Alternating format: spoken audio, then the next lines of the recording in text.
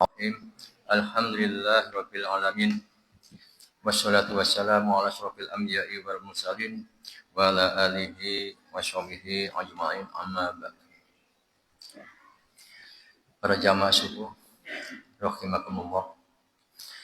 Tidak henti-hentinya marilah kita mengucapkan rasa syukur kita kehadirat Allah Subhanahu wa taala karena atas nikmat dari Allah sehingga kita masih diberikan kesempatan oleh Allah untuk bisa hadir melaksanakan salah satu kewajiban kita yaitu sholat subuh berjamaah sekaligus kita menunaikan salah satu perintah Allah yaitu saum Ramadan. Mudah-mudahan segala aktivitas ibadat kita wabil khusus selama di bulan Ramadan ini senantiasa mendapatkan ridho dari Allah Subhanahu wa taala. Amin amin ya rabbal alamin. Yang kedua, salawat serta salam semoga tetap tercurahkan kepada junjungan kita Nabi besar Muhammad sallallahu alaihi wasallam, kepada para keluarganya, para sahabatnya, dan insyaallah akan sampai juga kepada kita selaku penerus risalahnya. Amin amin ya rabbal alamin. Para jamaah subuh rahimakumullah.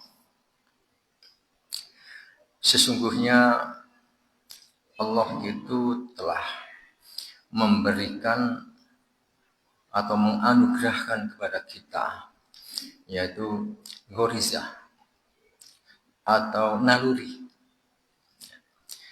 Yaitu yang pertama adalah ghorizatun tadayun, yaitu naluri untuk istilahnya itu mengagungkan sesuatu, naluri untuk mempertuhankan sesuatu. Itu adalah naluri atau ghorizatun tadayun. Yang kedua adalah ghorizatun baqo, yang maksudnya adalah suatu naluri untuk mempertahankan hidup kita. Yang ketiga adalah ghorizatun nau, maksudnya adalah naluri untuk melestarikan keturunan-keturunan kita. Lantas bagaimana cara untuk memenuhi naluri tersebut? Ini di sini Allah memberikan bekal kepada kita, yaitu sebuah hawa nafsu di situ. Jadi kita diciptakan Allah itu dengan kondisi mempunyai hawa nafsu dan juga disertakan di situ itu akal. Dan manfaat akal di sini adalah untuk berpikir, untuk mengendalikan daripada hawa nafsu tersebut. Suatu misal, ghorizatun tadayun. Ghorizatun tadayun ini adalah naluri untuk mempertuhankan sesuatu. Nah ini memang terbukti dari kita sejak lahir itu sudah mempunyai fitrah itu. Makanya di zaman dahulu itu manusia itu banyak mencari-cari, maka ada istilah, ada animisme, dinamisme dan lain sebagainya, sampai ada menyembah pohon dan sebagainya. Itu dalam rangka untuk memenuhi ghorizatun tadayun ini. Lah, seandainya cara pemenuhan ghorizatun yang saya sebutkan tadi ini hanya berdasarkan kepada hawa nafsu saja, ya ini akan memberikan peluang kepada setan itu untuk apa? Untuk menyesatkan kita. Jadi kita di dalam rangka untuk mencari siapa sih yang patut kita sembah itu, misalkan kita akan berdasarkan pada hawa nafsu kita. Oh, jangan-jangan pohon besar ini mungkin, atau mungkin batu besar ini mungkin. Ini kalau kita berdasarkan hawa nafsu. Tetapi Allah itu memberikan akal supaya manusia itu berpikir, benarkah pohon ini adalah Tuhan yang patut saya sembah? Misalkan seperti itu. Bahkan Nabi Allah Ibrahim aja itu juga begitu. Sebelum mengenal Allah itu beliau berpikir. Pada saat siang hari, Nabi Ibrahim itu melihat matahari yang begitu besar, begitu cerah, terang.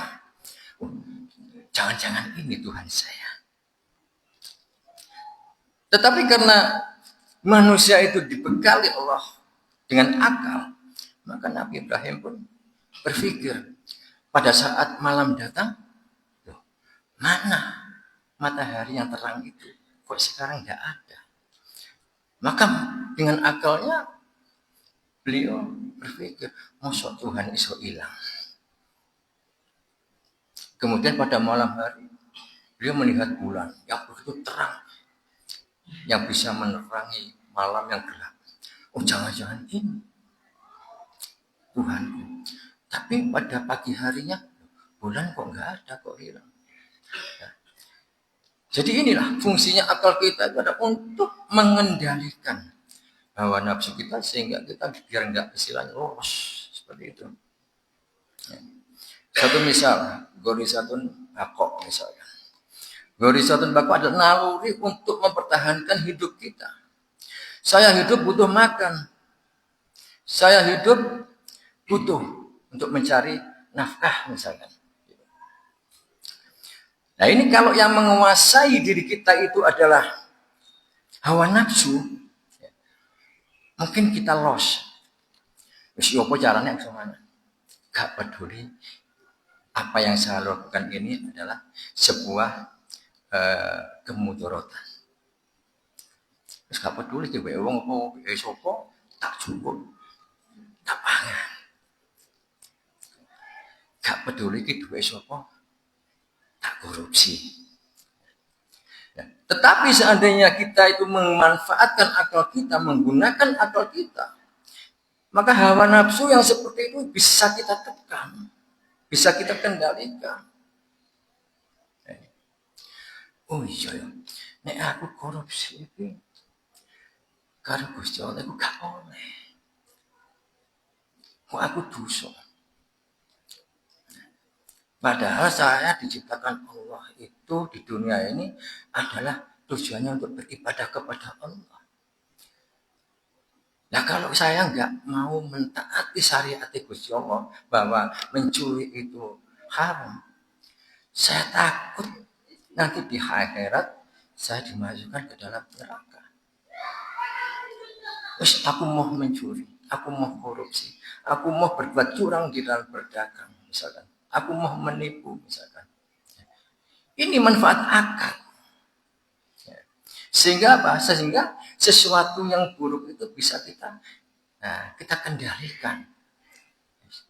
Aku tak nyambut ya, opo ono penting aku duwe hasil halal barokah. Insyaallah. Nah, ini. Begitu juga Gorizatun Naw. Keberadaan Gorizatun Naw bisa kita buktikan dengan apa? Dengan keberadaan kita ini. Dulu ada mbah-mbah kita. Mbah kita punya anak. Bapak-bapak kita. Sada kita punya anak cucu dan seterusnya. Ini adalah salah satu naluri untuk melanjutkan keturunan.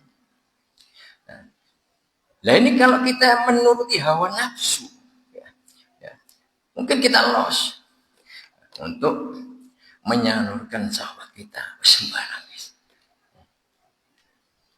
Iso merono, iso mrene, sing penting suka sama suka misalkan.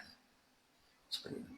Tetapi kalau kita menggunakan akal kita, maka kita akan berpikir, wis bener ta sing kate tak lakoni ngene iki.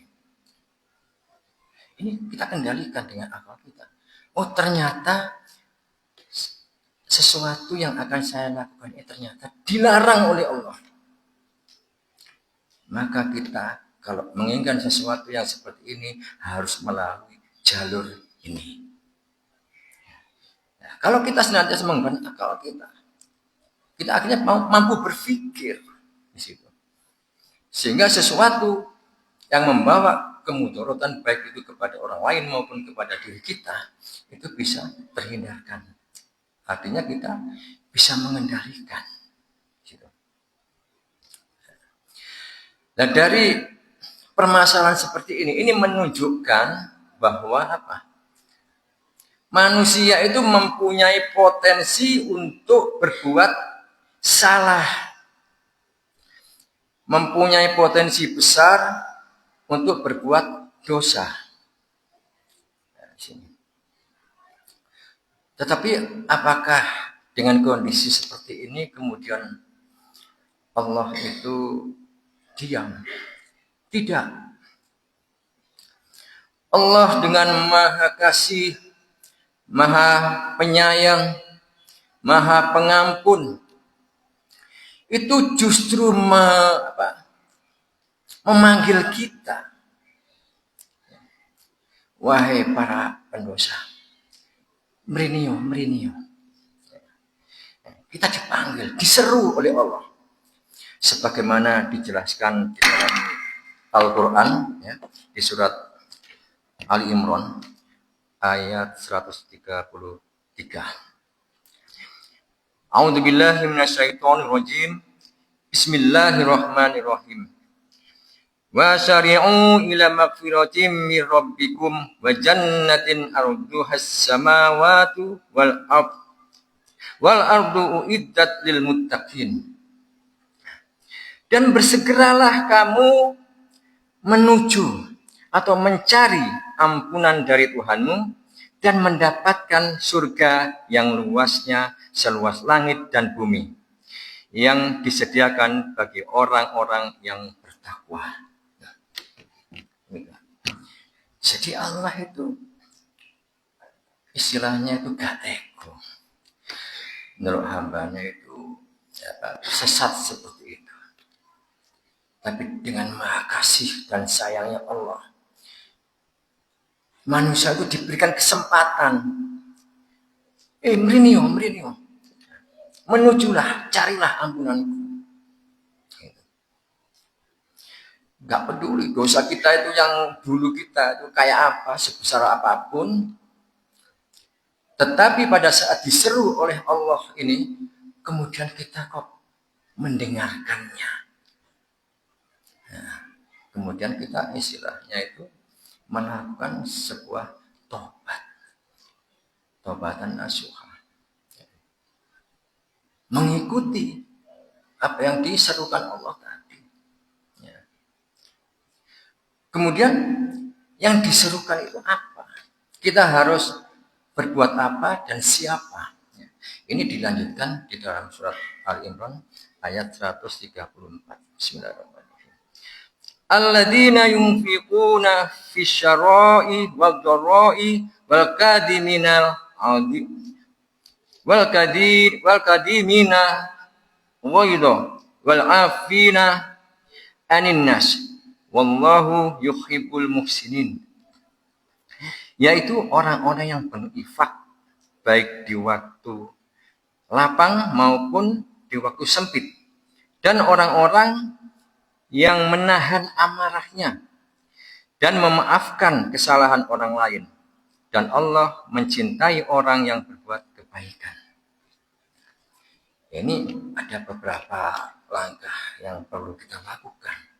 Untuk apa? Untuk menggapai ampunan Allah dan mengharapkan surganya Allah yang luasnya itu seluas langit dan bumi. Salah satunya adalah berinfak dalam kondisi lapang maupun sempit. Mungkin ya, sebelum kita mengambil seruan Allah ini, mungkin dulunya kita itu pelit, jarang berinfak. Kemudian kita mendengarkan ayat ini, kemudian kita bertobat. Maka lakukanlah apa yang diperintahkan Allah ini. Berinfak dalam keadaan lapang dan sempit. Dalam keadaan lapang dan sempit itu pas duit, pas kita punya harta, ya kita infak. Dalam kondisi sempit pun, ya kita harus upayakan untuk juga bisa tetap istiqomah berinfak. Karena berinfak itu tidak dinilai dari berapa besarnya. Gitu. Tetapi yang dinilai oleh Allah, seberapa istiqomahnya hambaku ini di dalam berinfak. Karena apa? Karena ada di sebuah hadis dinyatakan bahwa ada seseorang itu bisa mengalahkan infaknya dari orang-orang kaya. Orang miskin bisa mengalahkan pahalanya itu dari infaknya orang-orang kaya. Ada orang yang berinfak, kalau tidak salah kisaran 500 atau 100 dirham. Itu bisa dikalahkan oleh orang yang berinfak hanya 1 dirham. Karena apa? Karena orang yang mempunyai harta, berinfak 100 dirham itu, dia tuh mempunyai harta yang sangat-sangat melimpah sekali. Dia mempunyai tabungan bertriliun-triliun. Sehingga untuk mengeluarkan infak sebesar 100 dirham itu bukan apa-apa. Tapi bagi si fakir miskin ini, dia bekerja begitu susah payah, sehari bekerja hanya mendapatkan 2 dirham misalkan. Dan 1 dirham dari 2 dirham dia infakkan. Maka kata Allah, kata Rasulullah jalan gini, bahwa dia lebih utama dari orang yang kaya tadi. Kenapa? Dia menginfakkan separuh hartanya dari yang dia punya. Jadi ini harus kita upayakan keistiqomahan kita untuk berinfak baik dalam kondisi kita lapang, mempunyai harta banyak, maupun dalam kondisi sempit. Istilahnya duit-duit 10.000, terus kita sisihkan 1.000 untuk infak. Ya ini dalam rangka untuk apa? Untuk menjaga keistiqomahan kita. Kemudian selanjutnya adalah kita harus mampu menjaga atau menahan amarah kita. Mungkin sebelum kita mendengarkan seruan ini, kita orang yang temperamen. Saya nggak ngamuk. Besok jagoan misalkan gitu. Tapi begitu mendengarkan ini ya, aku lihat ngamukan itu gak ada gunanya juga. Ya. Karena saya menginginkan ampunannya Allah, maka saya harus berusaha menjadi orang-orang yang sabar. Wes mantu diapane wong sabar wis. Gak usah balas. Nanti sebut cari Gusti Allah. Allah yang Maha Adil. Nanti Allah yang akan mengadili. Berusaha kita menjadi orang yang sabar. Baik terhadap tetangga, teman, istri dan anak kita. Kita harus berusaha untuk bisa bersabar. Kemudian selanjutnya adalah kita harus mudah memaafkan kesalahan-kesalahan orang lain. Janganlah kita mempunyai sifat pendendam. Nah, ini kata Allah seperti itu. Kalau ada orang lain mungkin pernah mendolimi kita, ya wis, mungkin sebelum tidur kita maafkan. Sedino iki mengaku lapo ayo. Oh aku didolimi. Ya wis kamu apa wis. Saya maafkan. Jadi kita tuh menjadi orang pemaaf, bukan pendendam. Allah aja Maha Pengampun. Ya. Segala kemaksiatan kita yang lalu itu diampuni oleh Allah, asal kita mau bertobat di sini. Ya. Kemudian selanjutnya dilanjutkan lagi di dalam ayat 135. Bismillahirrahmanirrahim.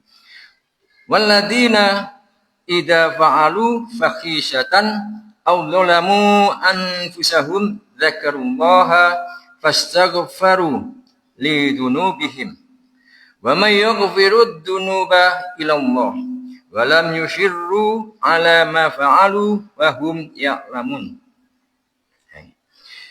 Dan juga orang-orang yang apabila mengerjakan perbuatan keji atau mendolimi dirinya sendiri, tetapi bersegera mengingat Allah, lalu memohon ampunan atas dosa-dosanya, dan siapa lagi yang dapat mengampuni dosa-dosanya selain Allah?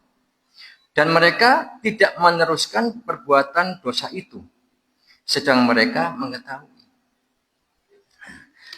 Artinya apa? Selanjutnya ini adalah siapa saja yang dulunya ya, itu selalu berbuat keji. Berbuat keji adalah sebuah perbuatan yang mana mudorotnya itu menimpa pada dirinya sendiri dan juga menimpa kepada orang lain. Misalnya kita memfitnah si fulan. Ini mudorot bagi kita. Kan membawa mudorot kepada orang yang kita fitnah. Rasa-rasa misalkan. Atau pernah dulu mengambil haknya orang lain. Kita pernah mencaci orang lain. Pernah memukul orang lain. Apalagi pernah membunuh orang lain. Ini adalah perbuatan keji. Sementara perbuatan yang mendolimi diri sendiri adalah perbuatan yang mana mudorotnya itu hanya berdampak kepada diri kita sendiri. Mungkin dulu jarang sholat, jarang puasa, jarang infak, sedekah dan sebagainya.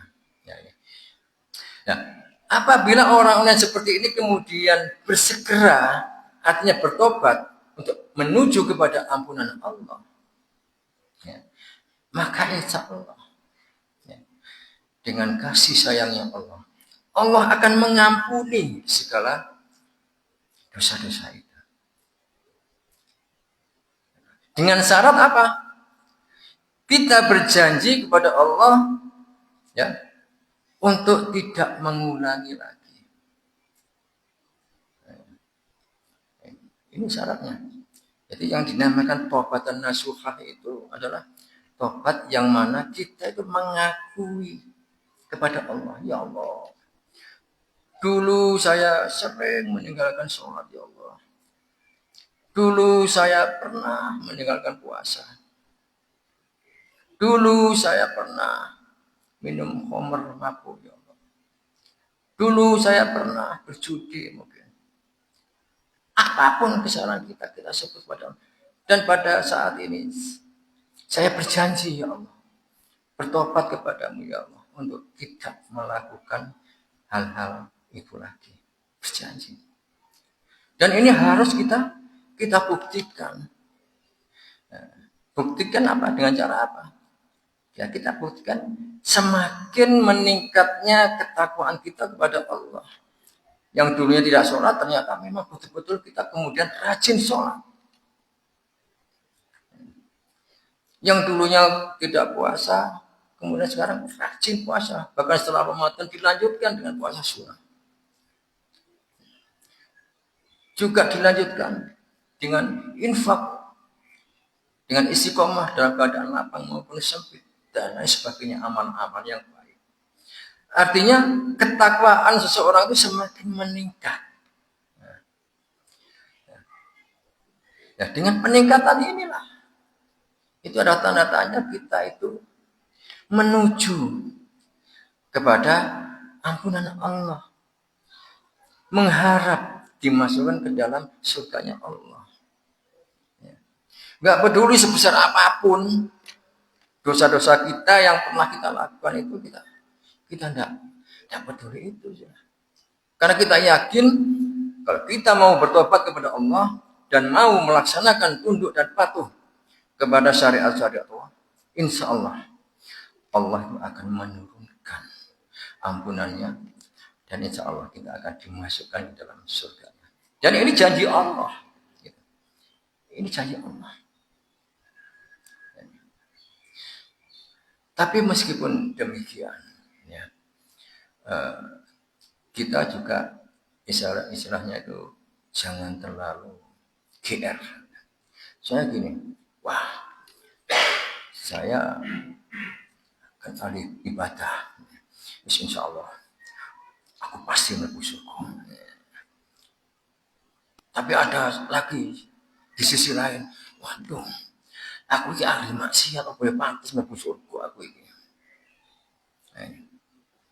Ini ada sebuah hadis ya.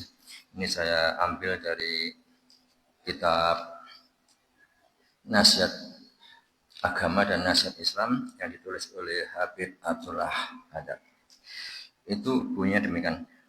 Kurang lebih terjemahnya, bahwasannya dialah Tuhan yang tiada Tuhan selain Dia. Sesungguhnya salah seorang di antaramu akan beramal dengan amalan ahli surga. Sehingga jarak antara dia dengan surga itu hanya sehasta saja. Tiba-tiba kitabnya telah mendahuluinya. Lalu ia pun beramal dengan amalan ahli neraka. Maka ia akan masuk ke dalam neraka. Dan sesungguhnya salah seorang di antaramu akan beramal dengan amalan ahli neraka. Sehingga jarak antara dia dengan neraka itu hanya sehasta saja. Tiba-tiba kitabnya telah mendahulunya. Lalu ia pun beramal dengan amalan ahli surga. Maka ia akan masuk surga. Nah, hadis ini sangat-sangat Islam membuat kita itu ketar-ketir. Jadi meskipun kita itu merasa ahli ibadah, wah jangan GR dulu. Karena siapa tahu di akhir kita itu ternyata Allah memberikan ujian kepada kita itu yang sangat berat. Dan akhirnya apa? Kita mengakhiri hidup kita itu dengan amalan-amalan neraka. Ini. Maka kita harusnya itu berdoa, memohon perlindungan kepada Allah. Ya Allah, akhirkanlah hidup kami ini dalam kondisi husnul khotimah ya Allah. Kita berdoa. Jangan merasa aku ahli ibadah, pasti jangan dulu. Karena kita tidak tahu nanti di akhir kita tuh kondisi kita bagaimana. Tahu-tahu Allah memberikan ujian, ternyata iman kita goyah ternyata. Kasih jabatan begini, jabatan ini, ternyata akhirnya goyah. Pada saat goyah itu kemudian ternyata usia kita itu sudah nyampe batas, misalnya belum sempat bertobat. Naudzubillah min dzalik. Begitu juga yang ahli maksiat. Kesehariannya dia itu maksiat toh. Tapi dengan kasih sayangnya Allah, kemudian Allah membuka hati orang itu. Sehingga dia mampu meraih hidayah Allah. Maka dia lakukanlah aktivitas ketakwaan kepada Allah. Yang tadinya itu ya malas masjid, malas kuliah, nggak pernah baca Al-Quran. Nah, kemudian ternyata di akhir Allah membukakan pintu itu. Dia akhirnya menjadi ahli ibadah, dan kemudian pada saat dia melaksanakan ketakwaan itu, Allah mengambil sampai batas umurnya. Nah, maka dia dijadikan, katakan oleh Rasulullah itu, dia menjadikan ahli surga. Ya, itu. Jadi hadis ini itu menjadikan ketar-ketir bagi para ahli ibadah dan juga menjadikan kabar gembira kepada ahli maksiat. Jadi inti pesan dari hadis ini adalah ojo dumeh kita itu merasa ibadah kita itu kayak jangkep. Kita belum tahu gitu loh. Meskipun kita nilai ibadah kita itu sudah merasa baik, tapi tetaplah kita memohon kepada Allah untuk diistiqomahkan di dalam keimanan dan Islam itu. Memohon perlindungan kepada Allah. Bagi ahli maksiat, jangan kecil hati. Jangan kecil hati. Allah masih membukakan pintu tobat. Selama nyawa kita itu belum sampai di tenggorokan kita, masih ada kesempatan untuk tobat dan masih ada kesempatan untuk meraih surganya Allah. Bahkan di dalam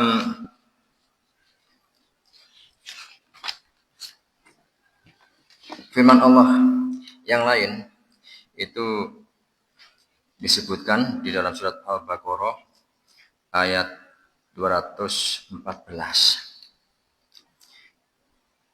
yang punya demikian. Bismillahirrahmanirrahim. Am hasibatum an tadkhulul jannata walamma ya'tikum masalul ladina khalau min qablikum masyadhumul ba'sa ba'sa'u wad-dharra'u wa zulzilu hatta yaqula ar-rasulu walladzina amanu ma'ahu mata nasrullah ala inna nasrullahi qarib.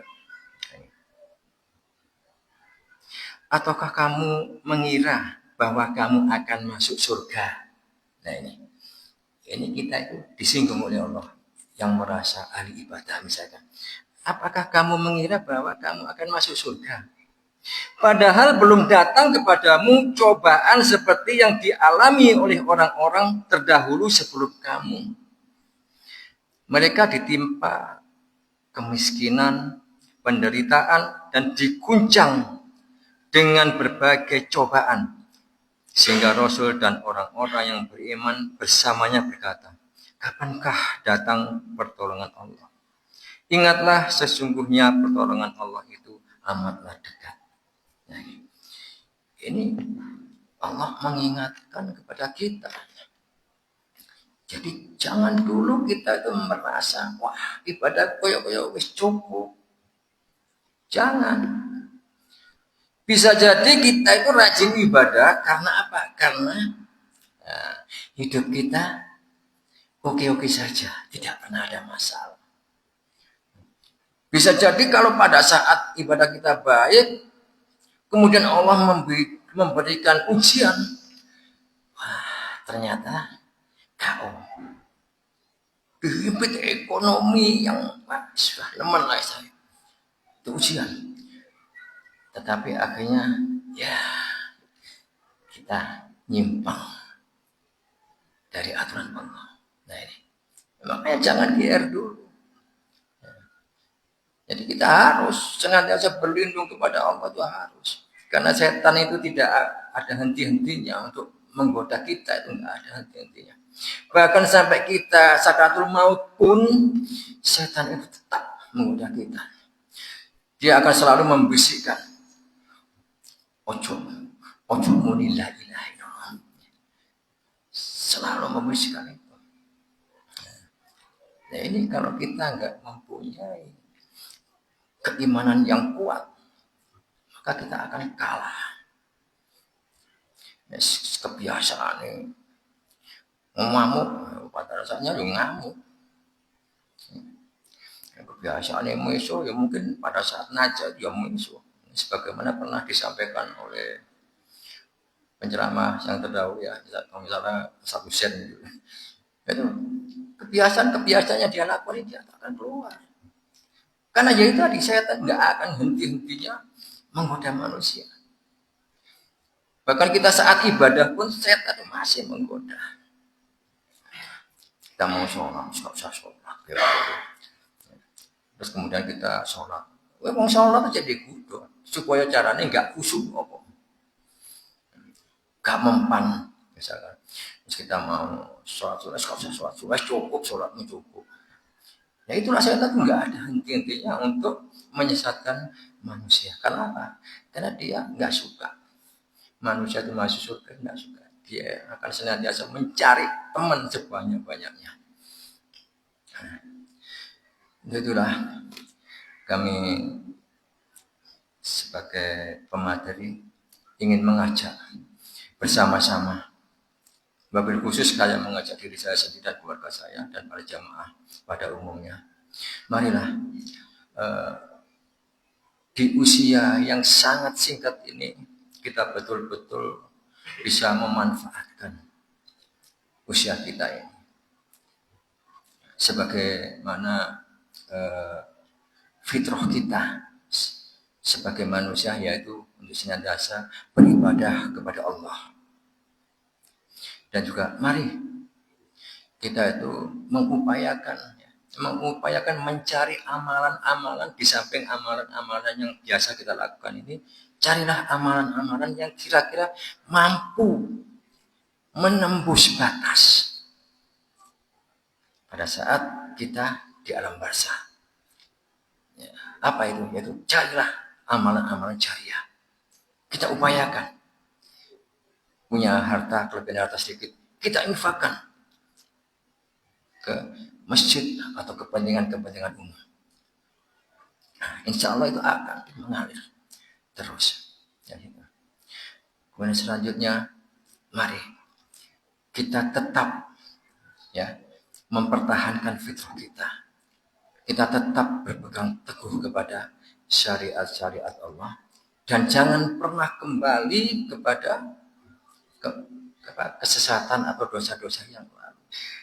Karena apa? Karena ini akan menghanguskan amalan-amalan kita yang selama ini kita lakukan eman-eman. Kita sudah rajin ibadah ternyata ditutup dengan sesuatu yang buruk. Hangus sudah ini eman gitu. Nah, oleh karena itu marilah kita berdoa pada Allah. Semoga Allah senantiasa memberikan kekuatan iman dan Islam kepada kita dan mudah-mudahan Allah kelak mengakhirkan usia kita dalam kondisi husnul khotimah. Amin amin ya rabbal alamin.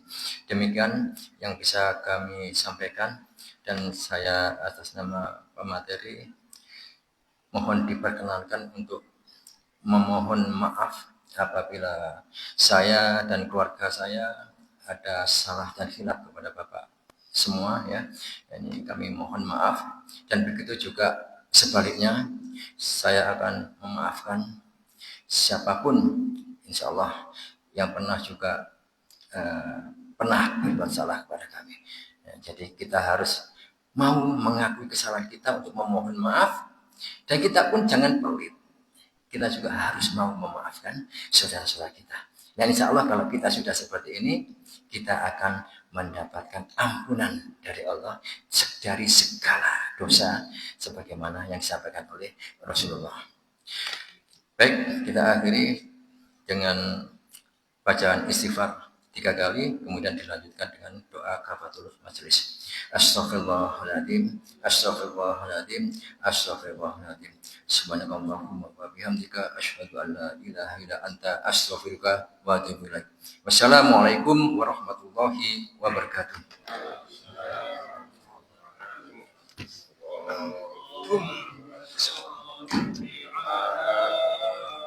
Muhammad ya Rabbi sholli alaihi wasallim. Allahumma sholli ala Muhammad ya Rabbi sholli alaihi wasallim. Sallallahu ala Muhammad ya Rabbi sholli alaihi wasallim. Sallallahu alaihi